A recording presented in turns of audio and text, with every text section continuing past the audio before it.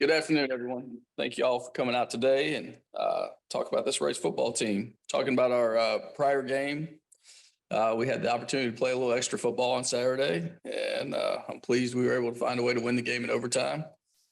Thought we had some outstanding individual performances that most of which we've talked about, whether it was Chris Conte with 10 tackles or the defense's 10 hits on the passer to Luke McCaffrey's 202 total yards to TJ McMahon being recognized by the Manning Award for his performance and having a 90 QBR. So a lot of good things, but I think that this was a great team win. It's what we said the other day. I still feel that way today.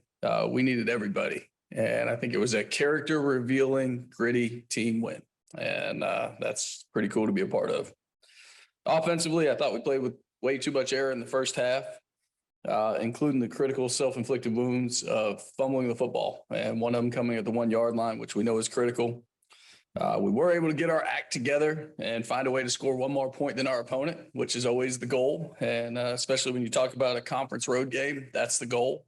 So very pleased with that. And I thought our defense did a great job keeping us in the game until our offense found a rhythm. So it's again, that yin and yang that you always need in a team of one side stepping up. And then coming out at halftime with the offense scoring 35 points after halftime, that's a pretty good day at the office, including scoring a touchdown in 3 plays in overtime, running the ball 3 times. So a lot of good there. Defensively, certainly not our best game. But when all the chips were on the line, we found a way to end the game by denying them that 2-point opportunity. So I chalk that up to a culmination of all the hits on the passer, being able to stop the run game all day long. So a lot of good things went into that last play. And I think I want to say this, after preparing for them and watching it in game, I don't think Sonny Cumbie is just a good offensive creative mind. I think he's a great one. I think he did a phenomenal job. I thought his kids played incredibly hard. The way that they came out in the first quarter was impressive. The way they fought on both sides of the ball and to jump out on us 10-0. Again, my hat's off to what he's building there. And but once again, glad we found a way to win the game. One word that we use a lot in this program, and some of you have talked about it a little bit with some of our kids, is mudita. And in short, it's joy for others, and having the same joy, maybe more for somebody else's success than your own. And that was one thing that I saw on Saturday. And even when we weren't up on the scoreboard, we had people on the sideline being outstanding teammates, picking each other up, always being there for each other. And I think it's just the culture that our players and our coaches have set. And it's so fun to be a part of. I'm so thankful for the player-led team that we are, and for the way these guys believe in each other and fight for each other. It's, again, a lot of fun. What we're working for this week, we're working to prepare the way that we know works, to have the best Tuesday practice we've had all year, to put the work in to the game plan and then go on the field and put the work in on the field like we know we need to, and then have the best Wednesday, the best Thursday, best Friday yet. And then what we're looking to do is we're looking to play 60 minutes, all 4 quarters in all 3 phases of the football up to our standard. And that's something we have not come close to yet. But what I do believe in my core is that we can beat anybody in this conference when we do that. And so, again, it comes down to the only people that can beat the Rice Owls is the Rice Owls. And we got to make sure we're staying out of our own way. The formula we talk about is starting fast, staying focused, and finishing strong. And that's going to be the mantra again this week. We have put this game to bed. We had a chance to watch the film with the guys yesterday and had a really good Monday practice. And so we're moving on to Charlotte. We know this will be the first game under the interim head coach, Pete Rosamondo.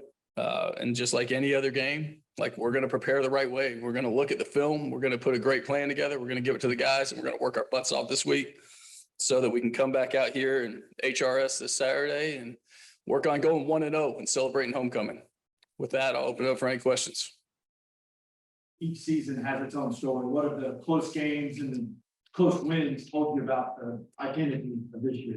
I think character. I don't know how you could say anything but character. There's so many times the character and belief, I guess, JP, to be honest with you, that's one thing we talk about. There's a lot of elements of getting a win like that where you have to come in here and watch a film that's not real fun to watch, play in and play out. You feel like you're getting coached pretty hard by your coaches. But that's what we had to do because the win wasn't up to our standard. Our play wasn't up to our standard. And when you win, sometimes it's like lipstick on a pig where, it looks and feels a little pretty, but at the end of the day, the thing stinks. right? And so it's great to get a dub and have a lot to work on. And so, again, that's kind of how we're attacking this thing. Talked about 35 points after halftime. If you go back and you take like second quarter FAU, the first quarter, La Tech, a full game, the offense basically was stagnant, didn't get anywhere. And then you turn it on from the McCaffrey touchdown in the second quarter on, it just explodes. What did you see that the team started doing better that even the 4, 5, 6 touchdown hit? Yeah, I wish I could tell you it was some unbelievable speech or there was a couple things we tweaked at halftime and a couple changes and ads we made, but there weren't many, to be quite honest with you. And I would say that what you said is probably true when you talk about the end of the FAU game in the first quarter of this one. But in the second quarter, we drove down to the 1 yard line and put the ball on the ground. So it's not like we weren't moving the rock. And then to get the other touchdown through the air to Luke was a big deal. So I think there's a lot of things that went right for us to only be down 10-7 at halftime, including Sean Fresh's pick in the end zone, including the kicker missing one right before half. That, again, like I went in the locker room very grateful to only be down 3 points after the way we played in the first half. We knew we'd taken their best shot. We just had to come out and play our style of football. There was not going to be a whole lot of magic.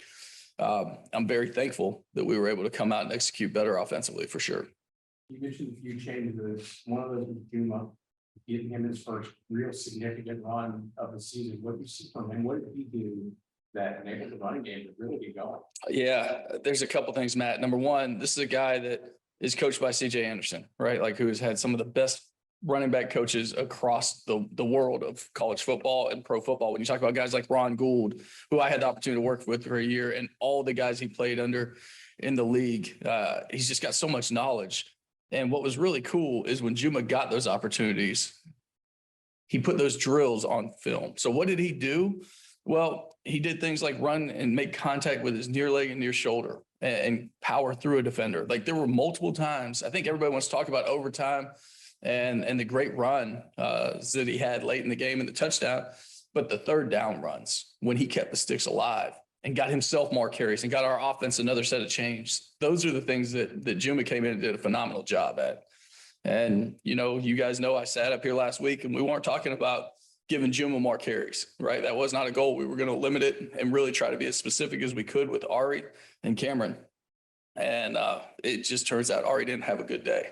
And because Ari wasn't having a good day, the person we trusted next most in protection and to do all the things in our offense was Juma. And so he gets a call up and just performed. You know, it's not too dissimilar to him finding out after the day after Thanksgiving in 2018, after not taking a single rep with the offense, hey, you're going to be the starter. Like jump in here in the ODU game and he gets a helmet sticker and rushes for 220 or something. I guess we just never need to tell him he's planning to play again and then just throw him in the game and it goes a lot better. But all jokes aside, like his leadership, the things he's done for us on special teams, I don't think there was any doubt in any of our minds that he would take advantage of the next opportunity. I guess like if we had known he would perform that well, of course we would have done it. But I just think the chance that we got to it and that he maximized that opportunity at the end of the day is what I'm so proud of him for. And so pleased, and he's earned more carries going forward. There's no doubt about that. How did you see him do that? You referenced the big game, the best running back game you've had here, probably the 200 yards against OU. Probably so. How does that change? Last week it slimmed down to 2 guys. How does that change your playing going forward? Oh, I think it's still down to 2 guys. It's just a different 2 guys right now. You know, like Jim's going to be getting some program carries and program carries in the openers and series. He's probably going to do some things for us on third down as well. Cameron's going to have his role because Cameron is still performing at a very, very high level with or without the ball. Cameron's affecting the game when he's in it right now. We talked about Juma, reference Luke's big day. T.J. McMahon, no interceptions, and caught Harley, had a big run of his own. How have you seen him grow and turn the page like that? Yeah, I thought it was really cool. I mean, I think like we talk about it all the time, right? That position gets too much credit and too much blame in the sport of football, but it's also the hardest position to play in all of sports.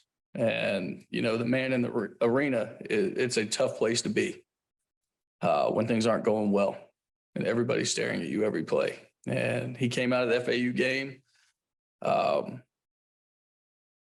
very disappointed. We were disappointed in his performance, and we couldn't make any bones about that. But what we could do is we could support him, and we could tell him we got his back.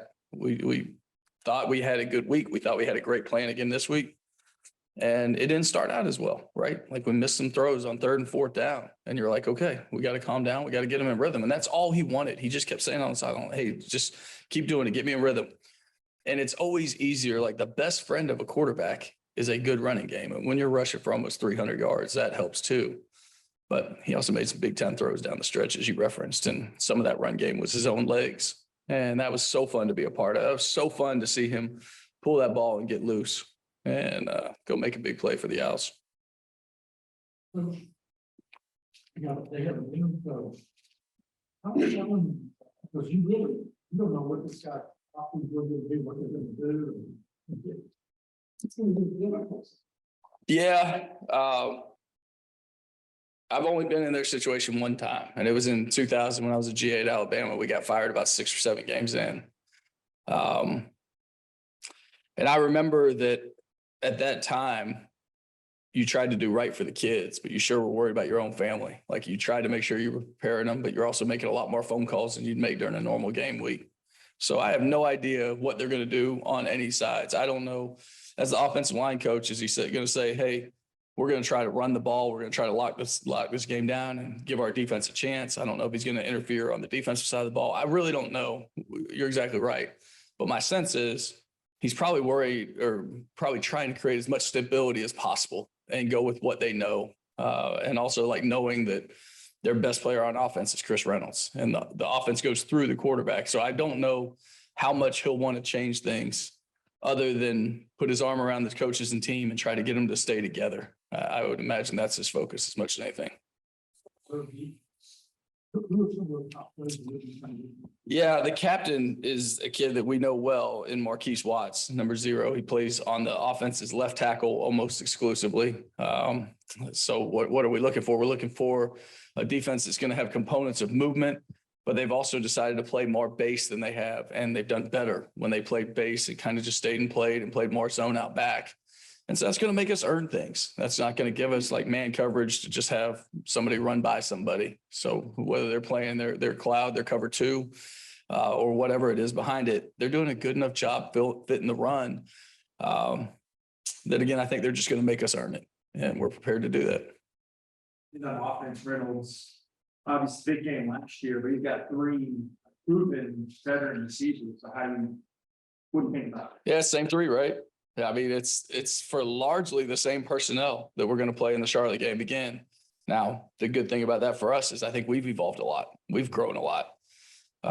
So I welcome that opportunity, but we know them well. We know how explosive those receivers are. We all remember where we were. We were in the 4th quarter, up 10 points with 6 minutes to play and right down the field. And then we couldn't get a first down offensively, or maybe we got one, but couldn't get the second one. And then there it goes into overtime and we didn't perform in overtime. So we know what the thing looked like, but I do think we're a very different team, whereas their cast of characters is pretty similar.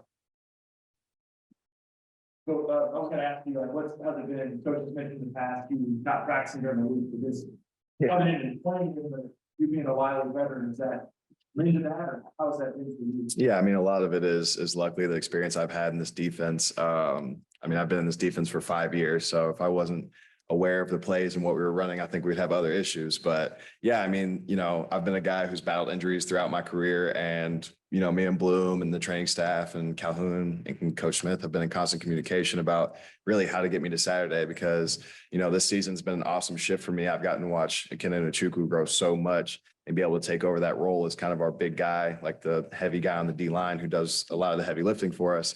And I'm kind of more to spell him and come in for the pass game. So it's worked well to be able to, you know, go out there. I can watch the film and watch our defense. And luckily I've been doing this long enough to where when it comes to Saturday, I don't look lost out there. Y'all been talking about building that depth, having good 2, 3, 4, 5, 6 guys that want to do it.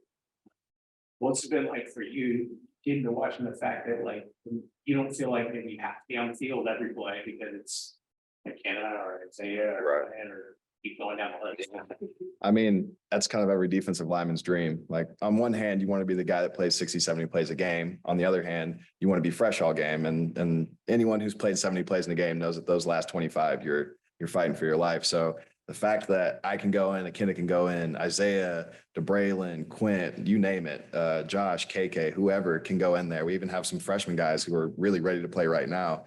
So just having the depth it's a sense of comfort in that, hey, if I'm tired and I'm a detriment to the team on the field, I can tap my helmet. I can go out. I can bring someone else in, and that talent level doesn't drop at all. And I think other teams are seeing the effects of that because they can't relax. There's no one on the D-line you can pick out to target. So it's been awesome to have that depth just all the way across the D-line for us. In the defense, last week they were talking about getting a shutout at some point in the season. Louisiana Tech goes out 41 with overtime. Yeah. What made them so difficult and challenging to deal with? And do you think that kind of will help make y'all better? Yeah, I mean, I think it goes back to a lot of what Coach Bloom says too, of the Rice Owls beating the Rice Owls. We go to watch the film, and don't get me wrong, those guys were making some plays out there, but there were a lot we left on the field as well. So a lot of it was mistakes by front end or back end that we got cleaned up yesterday, and when we'll move forward, it won't happen again. But yeah, a lot of it, I mean, that was an inspired football team we played. They were a very good football team, and shout out to Coach Cumbie because he was really doing something special over there. But we made our own mistakes too. So it was a recipe of them doing what they know how to do and doing it well, and us not playing to the best of our ability. But like Bloom said, hey, all you have to do at the end of the day is win by 1 point, and we figured out how to do that. And looking at Charlotte, kind of similar story, quarterback and offense that are going to throw the ball over the Right. Feeling like you got better than 41 points in y'all. Yeah, I mean, I'm never going to stand up here and say, yeah, we might give up 41 points, but I think the biggest thing for us is this is an offense we're very familiar with. They, like Coach Bloom said, are almost the same personnel all the way across on the offense. So it'll be interesting to, kind of get them back out there in our home stadium and see what we can do, especially coming off of a 41 point, giving up 41 points. You kind of have a little chip on your shoulder, even though you won. So we really want to go out there and shut them down. But we know they're going to give us their best, and that's what we're going to prepare for. Trey, you talk about becoming outstanding, you're playing fresh. Chuck had a pretty good staff that sent out. During the game, we had 4 quarterback pressures on 71 teams. Right. That's a pretty good percentage. Talk about it. Put so much pressure on. Yeah, I mean, and a lot of that is because of the kind of niche role that I've been able to fill out this year. Like when I come on in second and third down and we know we're throwing that ball, they just really let me pin my ears back and go. There's not a lot. Last year, I was more of the 3-down guy playing the run, trying to stuff the run. But now it's kind of like, okay, can you stop that run, get your TFLs, and let's get Trey in there and get a sack. So it's a fun time, but it's not a one-man job. A lot of those have come on stunts. Other guys, I mean, it's like those things like, you can't choose who to double up front because we have so many guys who can get to the rusher. So it's really, before we go out there, I always look at a kid and I say, I'll meet you at the quarterback. I'll race you to the quarterback. And he looks at me and says, I'll beat you there. And we're just always, as a D-line, fighting to see who can be the first one back there. So it's kind of our own little competition within ourselves that really just elevates us. It's a good feeling knowing that, you've got that road win. And at the same time, you got overtime. Yeah. Oh yeah. That Yeah, no, that overtime win had been something elusive in my career as a Rice Owl. So you can believe I was breathing a sigh of relief and celebrating when we finally got that elusive overtime win, man. I was almost in disbelief. It was just like, wow, like here we came and we actually did it. So it's awesome. And I think another thing that came from it is we just build that confidence. I think last year it was tough on us because it's like we went back-to-back overtime games and we lost both of them. It was like, man, like that's a struggle. But now we're seeing that, even when we're not performing to our standards on all 3 phases of the team, like each phase stepped up at a certain time and put us in a position to win, even with that little extra quarter we played. So I think as much as you don't want to be in that situation, it did do loads for our confidence. Probably a better question after the season, but since you're here, what's it been like seeing where the program was when you started, the defense has improved, and what you yourself have been through looking back and you're kind of an older guy, so to speak. Yeah, I mean, you go back to 2018 and I think we won our first game and our last game. And then the next year 3 and you know, so it's been a struggle. And for me personally, it's been a struggle. I've had a few surgeries here and there and just been dealing with injuries. And to be in a role where I can see the young guys get what we're doing, the leaders leading the young guys in a way that I see and the coaches see as being beneficial to the team. I mean, if you take this 2022 team and that 2018 team, I don't know if you find a lot of similarities other than some of the people that were here. Like, we are a very different culture wise. We've switched over. I think at that time, you know, with the coaching switch, you have a lot that the coaches have to implement and they're really hard on you. But I think as we grew within the program, we were able to take that over and make ourselves into more of a player-led team. And I think that's benefited a lot because, you know, it's easy for me to go up to Bloom and ask him something, but sometimes with those younger guys, it's a little more nerve-wracking to talk to your head coach and you don't want to get, you know, in his way sometimes. Just that's how I'm feeling. I've been there before. So it's easier for them to come to me or go to Juma or Cam Montgomery or just to be able to ask a question about the defense. And for me, it's special because I'm actually able to help them and answer their questions in a way that reflects what our coaches want. So I think a lot of it is that across the board, we're on the same page, whereas in some of those earlier years, I don't think it was that same situation. Reference to the end of this talk, let's hear from you about that psychology mentality coming in and performing the way you did and how you take that to this. Yeah, so the game was stagnant for us. We felt like we needed a big push. And just coming in and helping my teammates execute our plan and overall get our goal is to win the game and just come in and help them achieve that goal was the biggest thing for me. And I was just happy that I was able to step in and do it. When's the last time that you were up at this podium? Was it after the ODU game? I believe so. Maybe 2019. What the past 2-3 seasons that journey been like from getting that emergency call and working on scout team, the special teams to Saturday? Just working, putting my head down, coming work, ready to work every day, trying to be the best teammate that I could be for my teammates, my coaches, and just being the best person that I could possibly be. I remember talking to Coach Anderson a couple weeks ago, and he was saying that he told you at some point, you know, we're going to need you, so you be ready.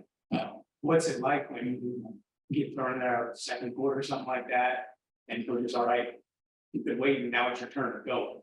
Yeah, so it was just, I'm ready. You know, I've been waiting for this opportunity to come. And as soon as I got my number called, it was just like, go in there and execute. Don't mess up and just do everything you can and just put your best foot forward. What do you think about just this offense? Oh, very, like Trey was mentioning, very different look and feel from how things were a couple years ago. Man, where do I start? QB play, TJ's playing lights out when we put our trust in him, and he continues to grow each and every week.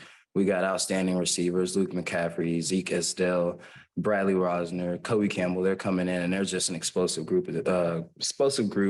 And then our running back room is deep. I think any of us can go in a game and start, and I wouldn't have any problems with anybody wondering if they would be able to execute their job. So I just feel like overall, like we're a well-rounded offense right now. And when we're going, we're firing on all cylinders. Definitely. Most definitely. In 2019, you had a real big game against ODU. Did you suffer injuries? Did you ever 2019? 2019, I had a ankle injury, so I had to undergo surgery for that and miss the majority of that season. And that's such a bad. Yes, sir, it did. And then it's like you stayed the course, you know, you never stayed down, you just waited for the opportunity, and then whenever they call on you, you just kind of just, you knew that it was your time. Yeah, so at some point I just realized it was bigger than me. You know, we all came here to play football and win games. And when we were trending in a bad direction earlier on in our season here or our time here at Rice, you know, I just wanted to find ways that I can impact the team off the field. And that just grew with, you know, working on our bonds and working on what we could do outside of football to get closer. So then when we're on the field that we can just play lights out and play for each other. You're very familiar with what stands out for you? They play like their hair on fire in certain occasions. They play really well in base. Just a good group of guys that we're excited to play against. How did playing special teams keep you, I don't know the phrase, but just keep you in it to kind of set the table? I don't want to answer forward, but it seemed like you had such a big impact on special teams that You kind of had a sweat. It gave me something to run with. It gave me a role to help this team, you know, go out and achieve our goal, and that is to win a game each and every week. And I found pride in that. And I started taking more notes in the meeting rooms and looking at the film more outside of football and just trying to be the best special teams player that I could be. What does it feel like going out practice this weekend instead of walking over to the scout team side of the field, getting some reps from TJ and those guys? My process doesn't change. Coach Anderson, he's going to come out there and put us to work Tuesday, Wednesday, like he normally does. We're going to go work on the fundamentals, the techniques. And this week, I'll just be on the other side of the practice field.